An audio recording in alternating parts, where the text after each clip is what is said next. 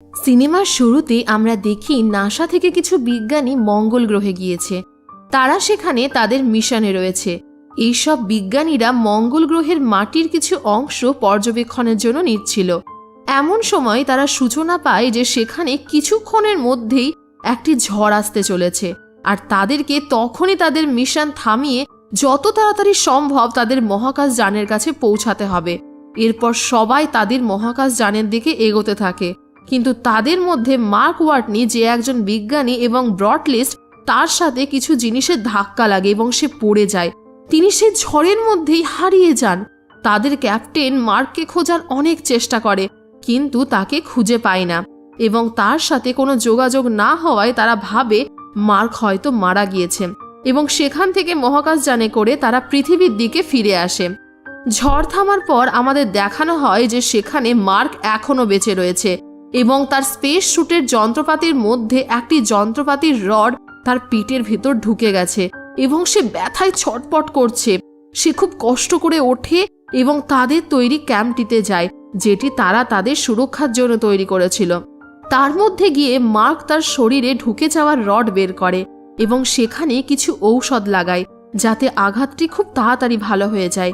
Mark সেখান থেকে কোনো রকম সংকেত তার দলের সদস্যদের কাছে পাঠাতে পারবে না, কারণ সেখানকার সকল সংকেত পাঠানোর যন্ত্রগুলি ঝড়ের কবলে পড়ে নষ্ট হয়ে গেছে। এখন মার্ক মঙ্গল গ্রহে একা ফেসে রয়েছে, আর অন্যদিকে তার সাথীরা মনে করে মার্ক হয়তো মারা গেছে। আর তাই এদিকে মার্ক এখান থেকে পুনরায় পৃথিবীতে জীবিত ফিরে যাওয়ার জন্য 4 বছর তাকে অপেক্ষা করতে হবে, কারণ 4 বছর পর নাসা পুনরায় এখান থেকে 32 কিলোমিটার দূরে অভিযান চালাবে, আর তাই তাকে সেখানে পৌঁছাতে হবে। কিন্তু মার্ক 4 বছর পর্যন্ত অপেক্ষা করতে পারবে না, কারণ তার কাছে অতদিন পর্যন্ত পর্যাপ্ত খাবার নেই। এখন তাকে কোনো রকমভাবে বেঁচে থাকার জন্য খাবার সংগ্রহ করতে হবে। তাই সে ঠিক করে যে সে মঙ্গল গ্রহে চাষ শুরু করবে। তার কাছে চাষ করার মতন কিছু আলু ছিল, সে এখন আলু চাষ করবে। চাষ করার জন্য সব প্রথমে মঙ্গল গ্রহের মাটি প্রচুর জল দিয়ে উর্বর করতে হবে, কিন্তু মঙ্গল গ্রহে কোনো রকম জল ছিল না। মার্ক একজন বোটানিস্ট, তাই সে জানে যে চাষ করার জন্য কি কি জিনিসের প্রয়োজন হয়। মার্ক এখন মঙ্গল গ্রহে চাষ করার জন্য প্রয়োজনীয় জিনিস সংগ্রহ করতে লাগে। সে সব প্রথমে একটি জায়গায় অনেকগুলি মাটি নিয়ে এসে জমা করে এবং তার মধ্যে আলুগুলি পুঁতে দেয়। এখন এই মাটিতে জলের প্রয়োজন, আর সব থেকে ভালো কথা হচ্ছে এটি যে মার্ক জল কিভাবে তৈরি করতে হয় সেটি জানতো। আসলে হাইড্রোজেনের সাথে অক্সিজেন মিশিয়ে পোড়ালে জল তৈরি করা যায়, এমনকি তার কাছে জল তৈরি করার জন্য সমস্ত রকম সামগ্রীও ছিল। সে সেরকমভাবেই প্রথমে হাইড্রোজেনের সাথে অক্সিজেন মিশিয়ে পোড়াতে শুরু করে, কিন্তু প্রথমবার একটি বড় বিস্ফোরণ হয়, কারণ হাইড্রোজেনের মাত্রা ঠিক থাকলেও অক্সিজেনের মাত্রা বেশি হয়ে গেছে। সে দুটি গ্যাসকে সমান মাত্রায় দিয়েছিল, কিন্তু সে তার নিঃশ্বাস থেকে আসা অক্সিজেন গ্যাসের মাত্রাটি গুনতে ভুলে গেছিল। দ্বিতীয়বার সে সব কিছু ঠিকভাবে করে এবং তার চেষ্টা সফল হয়। আসলে হাইড্রোজেনের সাথে অক্সিজেন মিশিয়ে পোড়ালে একটি বাষ্পের সৃষ্টি হয়, এবং বাষ্পকে এক জায়গায় আবদ্ধ করলে সেটি জলে পরিণত হয়। তাই যতটা জল মাটির প্রয়োজন ততটা পরিমাণ জল তৈরি হয়ে যায়, এবং সেখানে প্রথম চারাগাছ অঙ্কুরিত হয়। এটি দেখে মার্ক খুব খুশি হয়, আর এদিকে পৃথিবীতে স্পেস সেন্টারে ঘোষণা করে দেয় যে মার্ক ওয়াটনি মারা গেছে, এবং তার অন্তিম কাজও শেষ করেন। কিন্তু তার পরের দিনই সেই সেন্টারের অপারেটর মঙ্গল গ্রহের ছবি দেখতে দেখতে লক্ষ্য করে যে তাদের যন্ত্রপাতিগুলি এক জায়গা থেকে অন্য জায়গায় সরে গিয়েছে। আসলে এইগুলি সেই সোলার প্যানেল যেগুলি মার্ক সরিয়েছিল। এটি দেখার পর অপারেটর তার স্যারদের ডাকেন, এবং এই দেখে সবাই বুঝতে পারে যে মঙ্গল গ্রহে মার্ক এখনও বেঁচে আছে।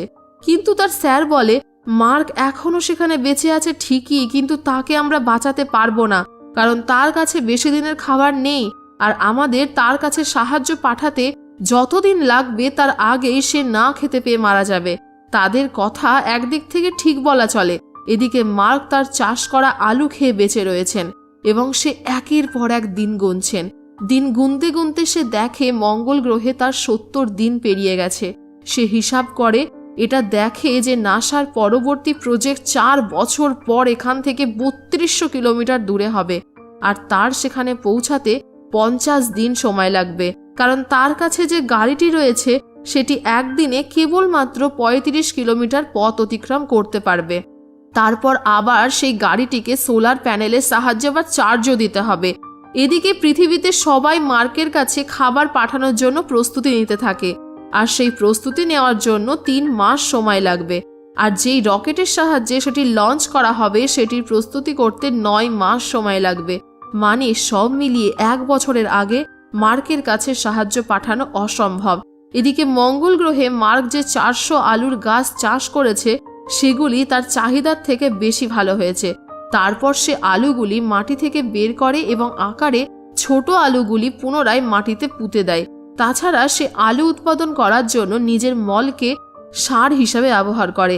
সে এটা জানতো যে সে যতই আলু চাষ করুক না কেন, নাসার সাথে তার সংযোগ না হলে সে কোনো মতেই বাঁচতে পারবে না।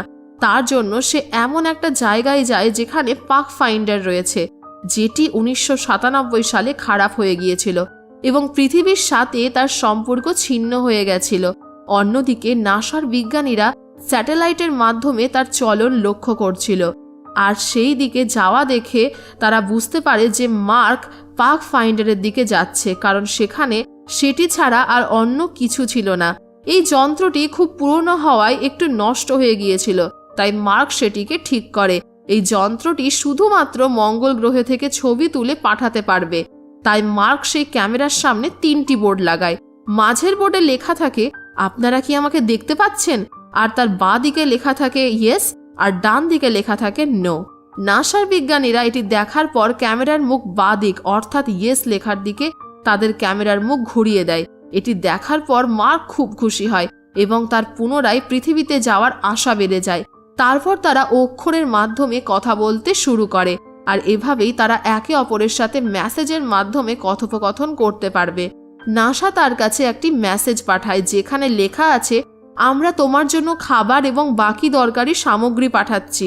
মার্ক সেই মেসেজ থেকে এটাও জানতে পারে যে তার সহকর্মী দলকে এখনো জানানো হয়নি যে তাদের সঙ্গী মার্ক এখনো মঙ্গল গ্রহে বেঁচে রয়েছে, আর যে দলের সাথে সে এসেছিল সেটি এখনো মহাকাশেই রয়েছে।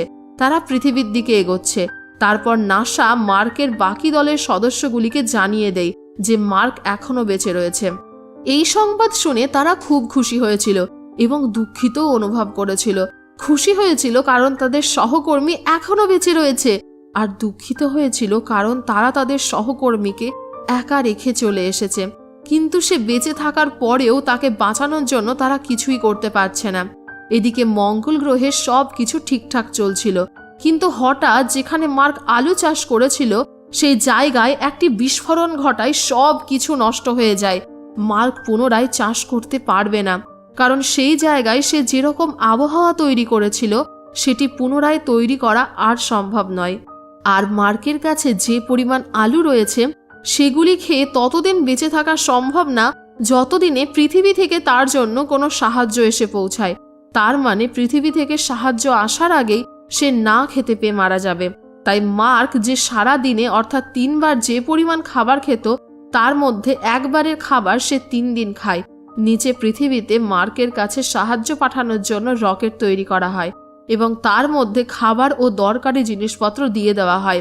সাহায্য পাঠাতে দেরি হচ্ছিল বলে তারা রকেটটি ঠিক মতন ভাবে পরীক্ষা না করেই লঞ্চ করে দেয়। মার্কের ভাগ্য পুনরায় তার সাথে না থাকায় রকেটটি আকাশে কিছুটা পথ গিয়ে ফেটে যায়। এই দেখে নাসার প্রত্যেকটি বিজ্ঞানী হতাশ হয়ে পড়ে, কারণ মার্ককে বাঁচানোর আর কোনো পথ নেই। তারা শেষ চেষ্টাও করে ফেলেছে, যেটি বিফল হয়েছে।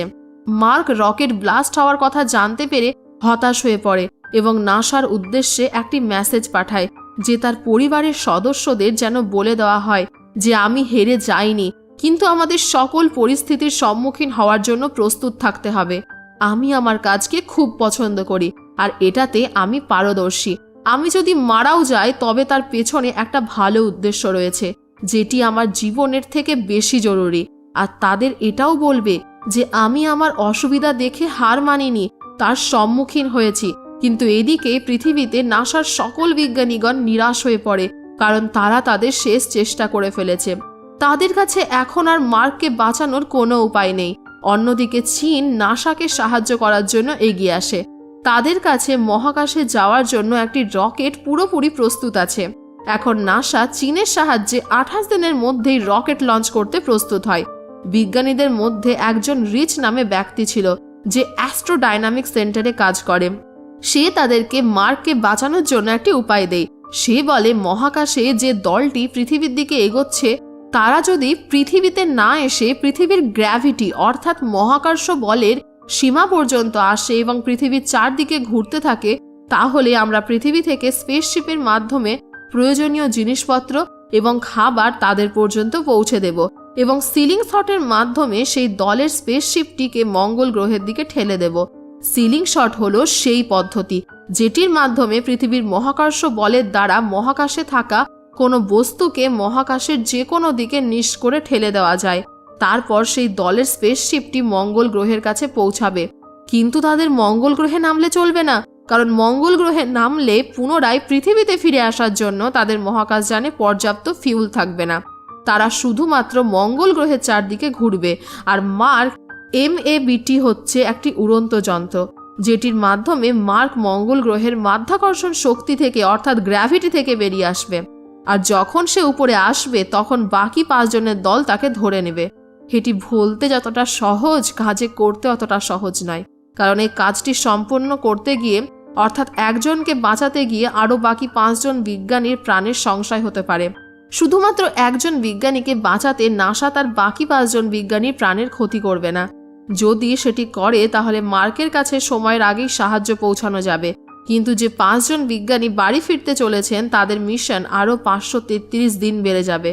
তাই নাসা ঠিক করে যে মার্কের প্রাণ বাঁচাতে, যার প্রাণ বাঁচার সম্ভাবনা খুব কম, তার জন্য বাকি 5 জন বিজ্ঞানীর প্রাণের ক্ষতি করা ঠিক না। তাই তারা রিচের কথা অগ্রাহ্য করে। অন্যদিকে মার্ক মঙ্গল গ্রহে তার অসম্পূর্ণ কাজটি সম্পন্ন করতে শুরু করে, যেটির জন্য তারা মঙ্গল গ্রহে এসেছিল। এদিকে ওই ব্যক্তিটি অর্থাৎ যে মার্ককে বাঁচানোর উপায়টি বলেছিল রিচ, সে মার্কের বাকি 5 জন সঙ্গীকে মার্ককে বাঁচানোর এই উপায়টি জানিয়ে দেয়।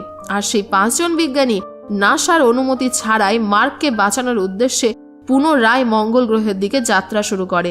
এদিকে নাসা যখন তাদের উল্টো দিকে যাত্রা দেখতে পায় তখন তারা বুঝতে পারে যে ওই 5 জন বিজ্ঞানী মার্ককে বাঁচানোর জন্য মঙ্গল গ্রহের দিকে এগোচ্ছে। এই দেখে নাসা তাদের প্রয়োজনীয় জিনিসপত্র এবং খাবার চীনের দেওয়া রকেটের সাহায্যে তাদের কাছে পৌঁছে দেয়। ওদিকে মঙ্গল গ্রহে মার্ক সেই উড়ন্ত যন্ত্রটির কাছে পৌঁছানোর জন্য বেরিয়ে যায়, যেটির মাধ্যমে সে তার সহকর্মীদের স্পেসশিপ পর্যন্ত যেতে পারে। 90 দিনের যাত্রার পর সে সেই উড়ন্ত যন্ত্রটির কাছে পৌঁছায়। কিন্তু সেটিতে করে মহাকাশে পৌঁছানো অতটাও সহজ কাজ নয়, কারণ যন্ত্রটি প্রচণ্ড ভারী আর যন্ত্রটির ওজন না কমালে সেটি মহাকাশ পর্যন্ত পৌঁছাতে পারবে না। তাই মার্ক যন্ত্রটির একটি অংশ খুলতে শুরু করে এবং সেটিকে হালকা করার চেষ্টা করে। আর এভাবেই ওই যন্ত্রের ওজন 5000 কিলো কমাতে হবে। তাই সে যন্ত্র থেকে অপ্রয়োজনীয় জিনিসপত্রগুলি এক এক করে ফেলতে শুরু করে এবং সে এমন একটি যন্ত্রের সাহায্যে মহাকাশ পর্যন্ত যাবে যেটির মাধ্যমে মহাকাশ পর্যন্ত যাওয়া খুবই কঠিন। অন্যদিকে সব পৃথিবীবাসীর নজর সেই মার্কের যন্ত্রটি লঞ্চ হওয়ার দিকে রয়েছে। এরপর মার্ক তার যন্ত্রটি লঞ্চ করে এবং যন্ত্রটি খুব স্পিডে মহাকাশের দিকে এগোতে থাকে। যখন সেটি মহাকাশ পর্যন্ত পৌঁছে যায়, পৌঁছানোর পর প্রচণ্ড চাপের ফলে মার্ক অজ্ঞান হয়ে যায় এবং তার সাথে যোগাযোগ করা তখন সম্ভব হয়ে ওঠে না। এরপর যখন তার জ্ঞান ফেরে তখন তাদের কথোপকথন পুনরায় শুরু হয়। এ দেখে সবাই খুব খুশি হয়। এখানে আরও একটি সমস্যার উৎপন্ন হয়। সমস্যাটি হলো মার্কের যন্ত্রটির গতি খুবই বেশি, তাই তাকে ধরা অতটা সহজ নয়। তাদের স্পেসশিপের স্পিড বেশি থাকায় তাদেরকে তাদের স্পেসশিপের একটি অংশ বোমা ব্লাস্ট করে নষ্ট করতে হয়। তার ফলে তাদের স্পেসশিপের গতি কমে যায়। কিছুক্ষণ পর তারা মার্ককে তাদের দিকে আসতে দেখতে পায়। তাই তাদের ক্যাপ্টেন একটি ফ্লাইং চেয়ারে বসে স্পেসশিপ থেকে বেরিয়ে মার্ককে বাঁচাতে আসে। কিন্তু সে যে দড়ি দিয়ে বাঁধা ছিল সেটি ফুরিয়ে যায় এবং মার্ক পর্যন্ত পৌঁছাতে পারে না। এই দেখে মার্ক যা ভেবেছিলেন সেই মতে, অর্থাৎ সে তার স্পেস স্যুটের এক জায়গায় ফুটো করে, তার বাতাস বের করে এবং উড়ন্ত যন্ত্রটিকে ছেড়ে দেয় এবং ক্যাপ্টেনের দিকে এগিয়ে আসে। যখনই ক্যাপ্টেন মার্কের হাত ধরতে যায় হঠাৎ করে তার হাত ছেড়ে যায়, কিন্তু মার্ক সেই দড়িটি ধরে নেয় যেটির সাথে ক্যাপ্টেন বাঁধা রয়েছে। তারপর মার্ককে তারা টেনে নিয়ে তাদের স্পেসশিপে নিয়ে যায় এবং এইভাবেই তার প্রাণ বেঁচে যায়। এত অসুবিধার পরে যখন মার্ক পৃথিবীতে জীবন্ত ফিরে আসে, তখন মার্ককে অ্যাস্ট্রোনট ইনস্ট্রাক্টর পদে নিযুক্ত করা হয়, যার কাজ হলো অ্যাস্ট্রোনটদের মহাকাশের অন্য কোনো গ্রহে বা অন্য কোনো জায়গায় সকল পরিস্থিতিতে বেঁচে থাকার উপায় শেখানো। আর এইভাবেই এই সিনেমাটির শেষ বা সমাপ্তি আমরা দেখতে পাই।